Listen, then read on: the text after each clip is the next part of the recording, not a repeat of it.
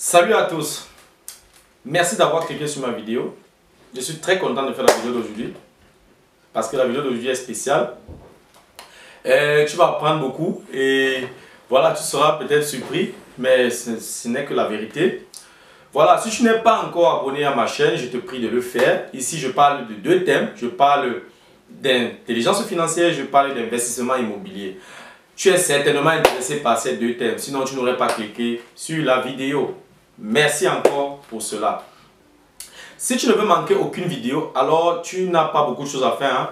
Je te recommande d'activer la cloche de notification après t'être abonné naturellement pour recevoir une notification lorsqu'une nouvelle vidéo est en ligne. Voilà, un like me ferait énormément plaisir. Je te prie également de partager ma vidéo. Tu peux aussi me recommander à tes amis et à ta famille. Voilà, si tu as besoin de mon expertise, tu peux me contacter. Ou alors si tu as des questions, des suggestions, des remarques, voilà, des propositions d'amélioration, alors écris-moi tout simplement en commentaire, mais de manière polie, de manière respectueuse, n'est-ce pas? Ici on parle de finances et là on parle de finances, il faut du calme, il faut du respect. Voilà. Chacun d'entre nous, hein, je vais beaucoup plus m'appuyer sur un système que je maîtrise, c'est-à-dire l'Allemagne. Chacun d'entre nous reçoit chaque année un avis de pension par la poste, n'est-ce pas? Voilà. Et cette notification contient des informations sur ta pension pendant la retraite. Le problème, c'est que les chiffres qui y figurent, n'est-ce pas, sont des montants bruts, n'est-ce pas? Et beaucoup de personnes interprètent très mal cette notification. Beaucoup de personnes ne lisent même pas ce document jusqu'à la fin, n'est-ce pas?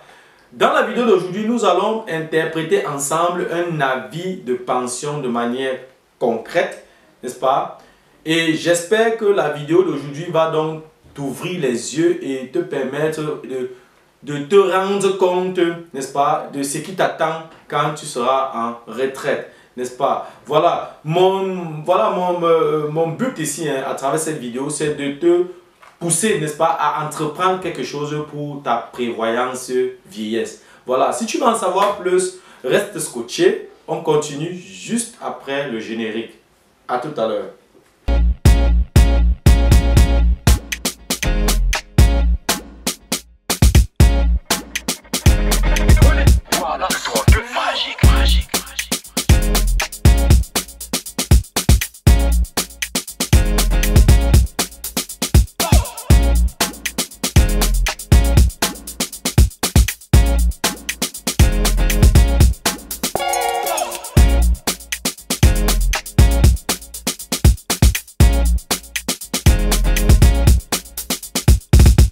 Voilà, l'office qui s'occupe en principe des pensions utilise la méthode de collection des points de retraite. C'est valable dans tous les pays d'Europe. Hein. Je ne maîtrise pas les autres systèmes, mais je vais beaucoup plus me baser sur le système de l'Allemagne. Voilà. Si tu as un salaire brut annuel qui est inférieur à 60 000 €, chaque année tu cotises un point. Ça veut dire qu'il y a un point que tu reçois un point de retraite, n'est-ce pas, que tu collectes, n'est-ce pas? Et tu as un compte où ces points sont collectés, n'est-ce pas? Voilà, si tu as un salaire brut qui est supérieur à 60 000 €, ça va faire 2 points que tu collectes chaque année, n'est-ce pas?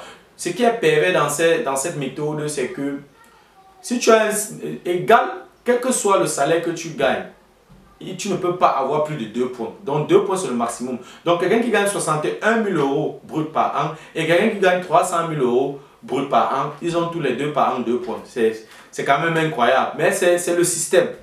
Voilà. Donc, et comment on calcule donc le montant de ta pension?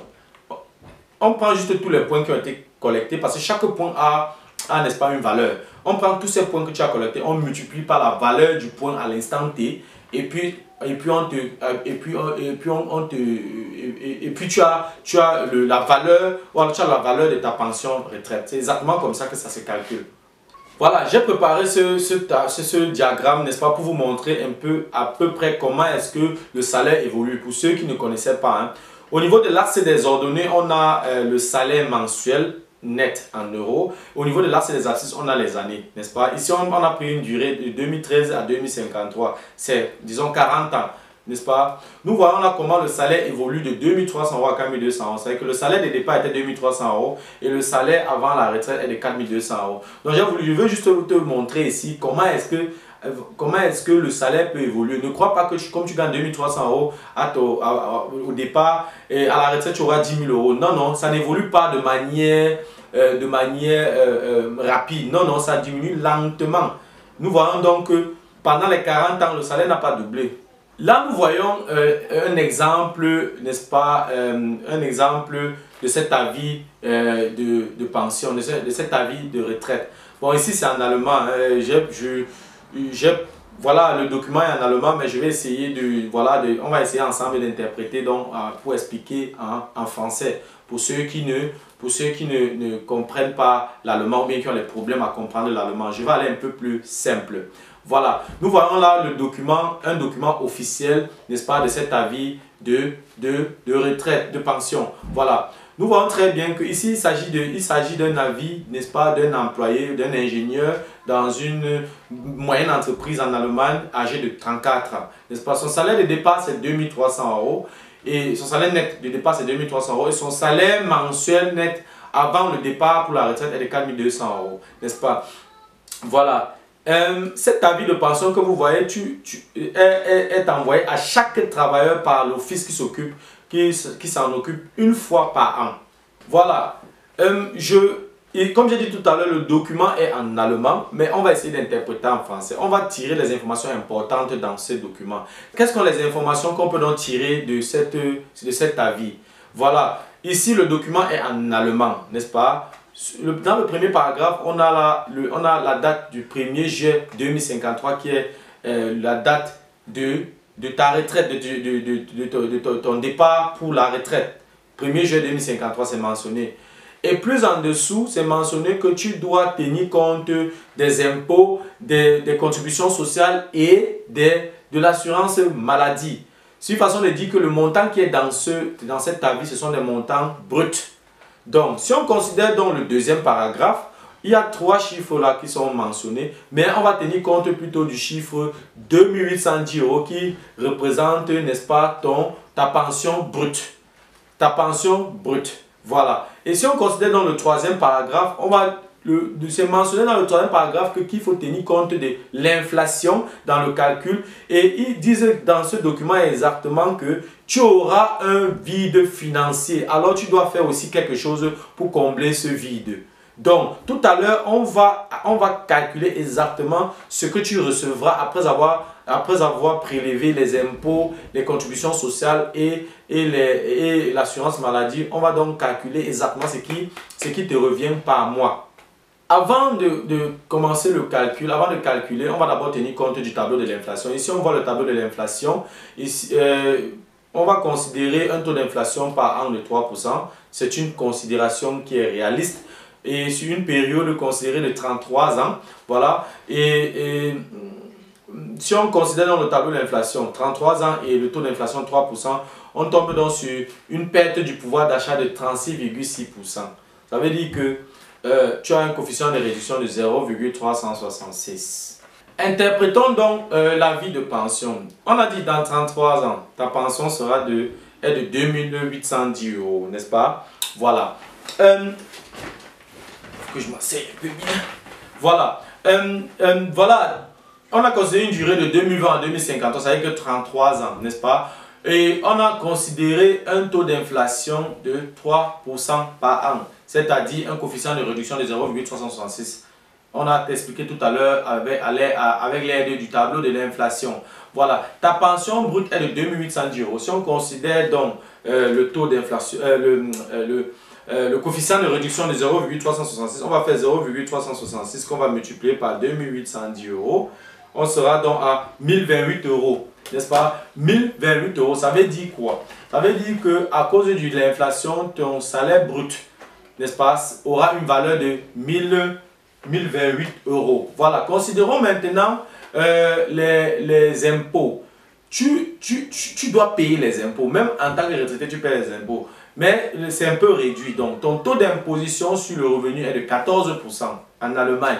Voilà. Tu as également les contributions sociales, les suppléments de solidarité. Hein. qui s'élève à 5,5%. Mais les retraités ne payent pas ça. Normalement, quand un travailleur normal paie ses suppléments de solidarité, mais les retraités ne payent pas ces suppléments. Donc, on a ensuite les impôts ecclésiastiques qui s'élèvent entre 8 et 9%. Tu vois un peu.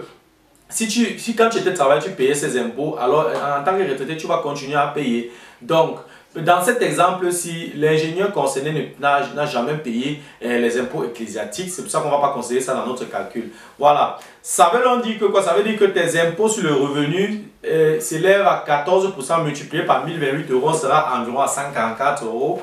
Voilà. L'assurance maladie, on a dit tout à l'heure, l'assurance maladie s'élève à 9%, n'est-ce pas, de ton salaire brut. Ça veut dire qu'on sera à 9% de 1028 €. On est donc à 93 € qui est le montant que tu dois payer comme assurance maladie. On a également l'assurance dépendance, c'est-à-dire que qui s'élève à 1%, c'est-à-dire que 1% de 1028 €, 1028 € fois 1%, on est dans les presque 11 €. Maintenant, si on considère donc tous ces coûts, ces contributions sociales, les assurances et les impôts, on tombe donc sur un montant, une pension nette de 782 €. Tu peux toi-même prendre la calculatrice, tu vas tomber sur 782 €. Ça, c'est la pension nette que tu reçois. On a déjà considéré les impôts, on a considéré les contributions sociales, on a considéré l'assurance maladie et on a considéré l'inflation. C'est mentionné dans le document que tu dois considérer tout ce que je viens d'énumérer. Voilà. Donc, nous voyons très bien que tu as un mois avant d'aller en retraite, tu recevais 4200 €. Un mois après, tu reçois 782 €. On voit donc la différence. C'est ce vide financier. Comment vas-tu faire pour combler ce vide? Quelle est donc la solution pour combler ce vide? La solution que moi je te propose, c'est d'investir dans l'immobilier pour combler ce vide financier. Voilà. On suppose que tu as acheté le bien à 34 ans et tu as pris un crédit sur 30 ans. Ça veut dire qu'à 64 ans, c'est-à-dire 3 ans avant ta retraite, tu as déjà remboursé tout le crédit, n'est-ce pas? Donc, ça veut dire qu'à partir de 64 ans déjà, tu peux déjà jouir, n'est-ce pas, des revenus locatifs. C'est pour toi comme un revenu passif, n'est-ce pas? Mais n'oublie pas que ce n'est pas, tu vas pas prendre tout le montant, tout le revenu locatif et puis utiliser. Tu as encore les frais d'entretien du bien et ta réserve que tu dois également mettre de côté. Voilà, donc généralement je recommande entre 20 et 25% du loyer. C'est-à-dire que si tu reçois 500 €, tu mets 25 € de côté pour, tu dois payer les frais d'entretien du bien et tu dois payer également, tu dois mettre une réserve de côté. 25% des 500 € sera dans 125 €. C'est-à-dire que si ton loyer c'est 500 €, tu reçois 375 € que tu peux utiliser, n'est-ce pas? Voilà. Donc,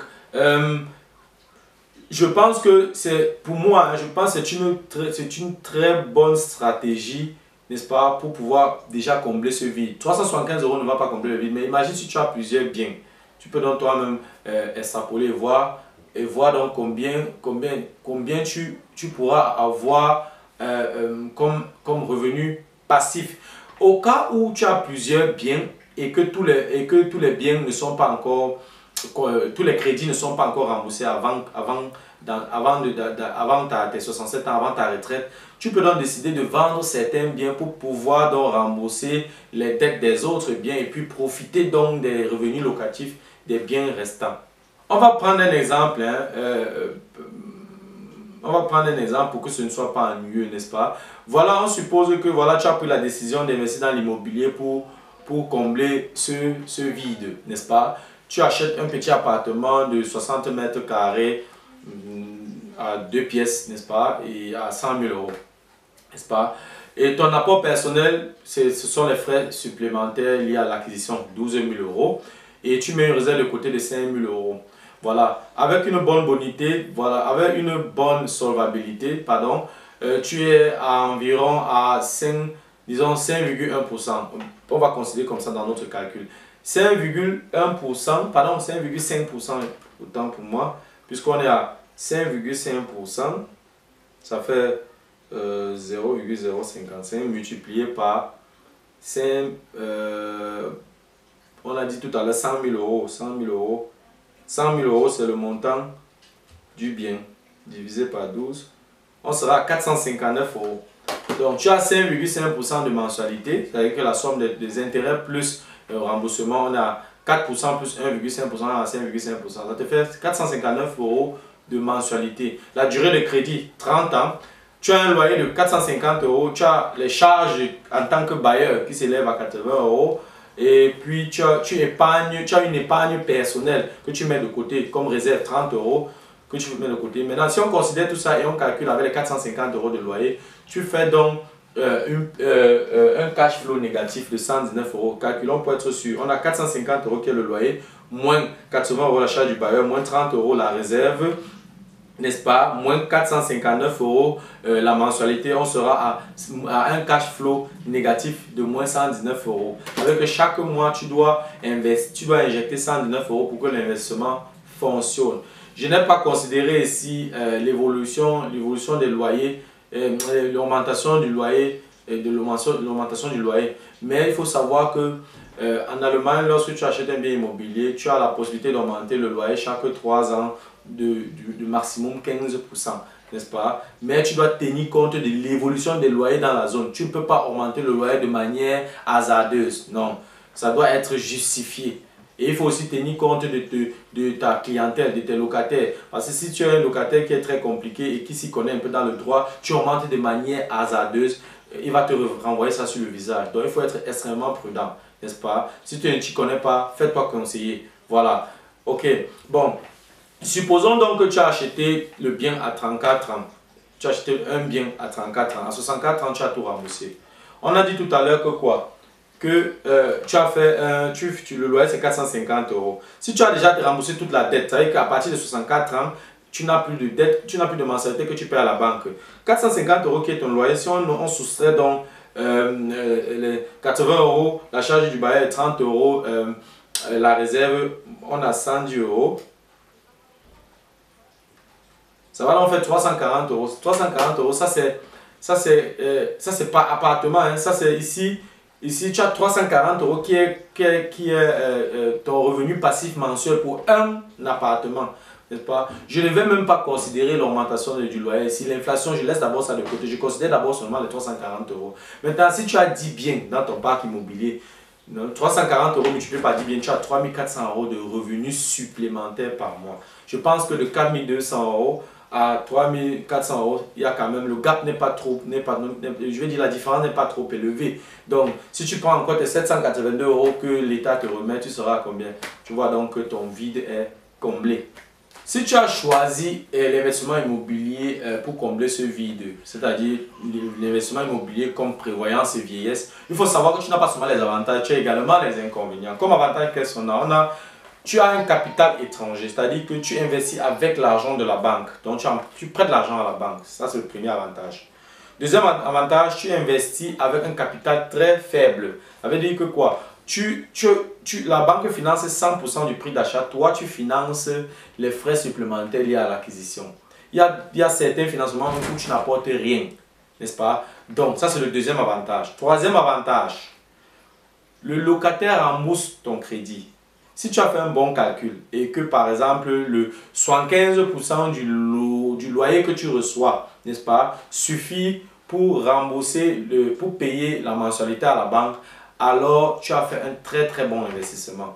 Alors ça c'est le troisième avantage. Quatrième avantage, l'État a en principe la responsabilité, le devoir de mettre à la disposition de ses citoyens, n'est-ce pas, les logements. Mais si toi, en tant que citoyen normal, tu mets les logements à la disposition des autres citoyens, alors l'État te récompense. C'est pour ça qu'il y a des avantages fiscaux. Il y aura une vidéo intitulée rien que des avantages fiscaux et on ira plus en profondeur. Voilà. Et en plus de ça, quand tu investis, comme cinquième avantage, quand tu investis dans l'immobilier, tu profites de l'inflation, n'est-ce pas? Et tu as un bien immobilier qui prend de la valeur. Donc tu es bénéficiaire du départ comme à la fin. Bref, c'est un investissement qui est rentable, si tu t'y connais bien. Voilà.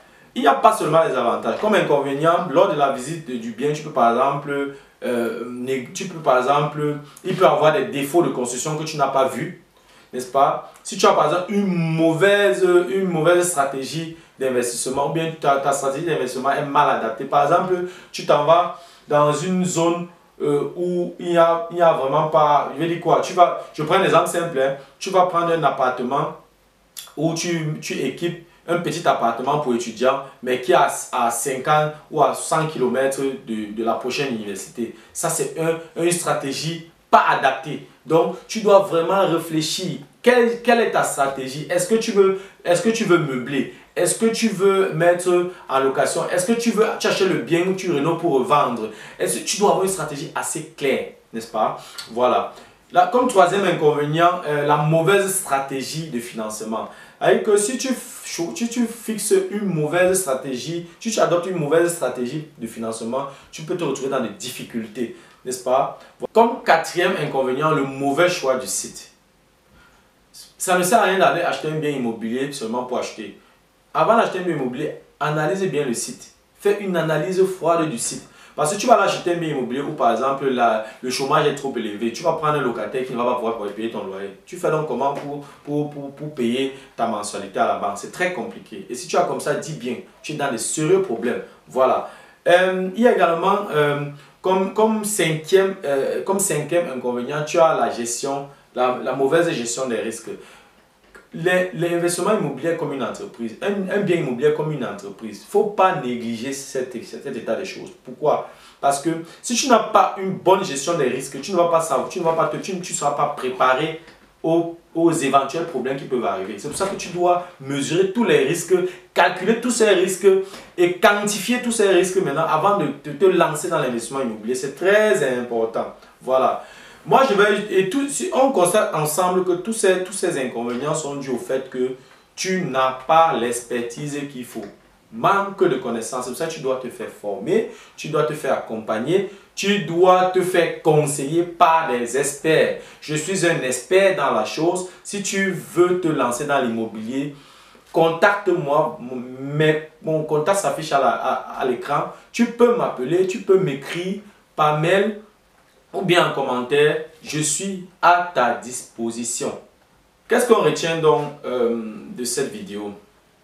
Tu dois savoir une chose, les cotisations pour ta pension que tu fais chaque mois, je crois ça s'élève à 10% par mois, de ton salaire brut.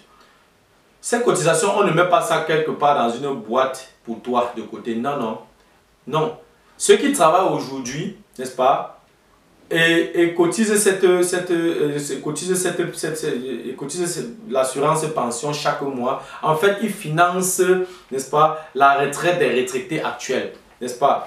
Au début des années 1960, un retraité, par exemple, était financé par 6 actifs, par 6 travailleurs, n'est-ce pas? Aujourd'hui, un retraité est financé par 1,8 travailleurs, 1,8 actifs. Et les pronostics, les prévisions indiquent que d'ici 2050, on aura 1,3 actifs, n'est-ce pas, pour un retraité. C'est très grave. C'est très grave. Et beaucoup d'entre nous ici, là, n'est-ce pas, beaucoup d'entre nous qui suivent cette vidéo vont commencer à prendre les retraites à partir de 2050. Moi-même, j'en fais partie. Donc, ça veut dire qu'il y aura un grand déficit il y aura un grand déficit financier. Donc, si 1,3 personnes financent un retraité, on peut donc très vite comprendre combien tu peux avoir comme pension. Rien du tout. C'est pour ça que moi, je te conseille, n'est-ce pas? Je te conseille vraiment de ne pas tenir compte des contributions de l'État. Ne tiens pas compte de cette pension. Commence à investir maintenant pour pouvoir être prêt lorsque tu seras en retraite. Tu ne vas pas mourir après 67 ans.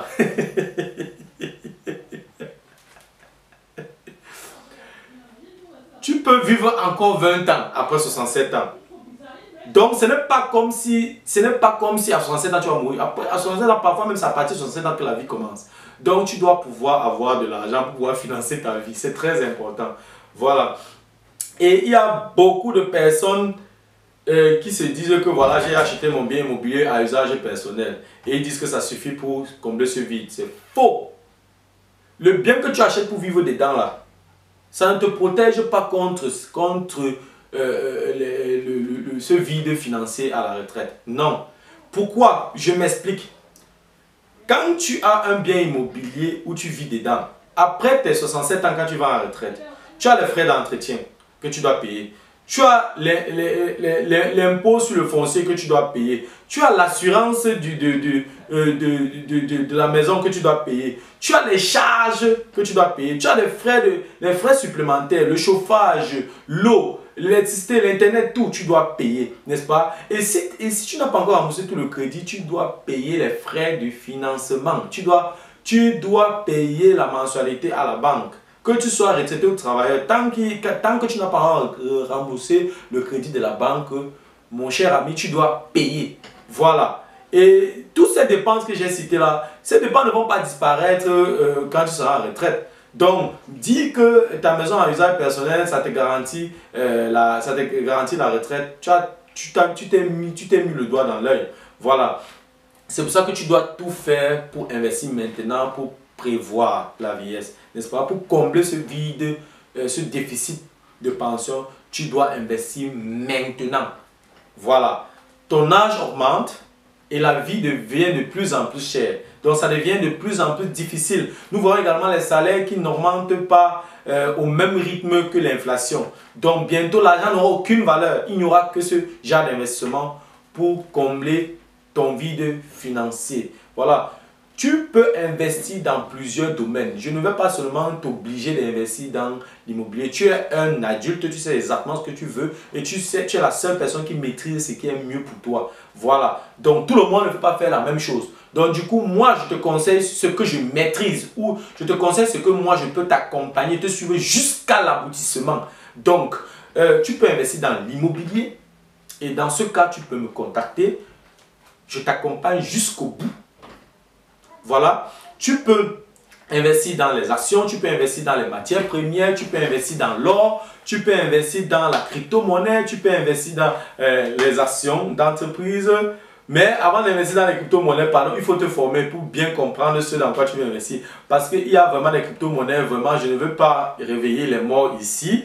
Mais vraiment, il faut faire très attention avec cette histoire de crypto-monnaie.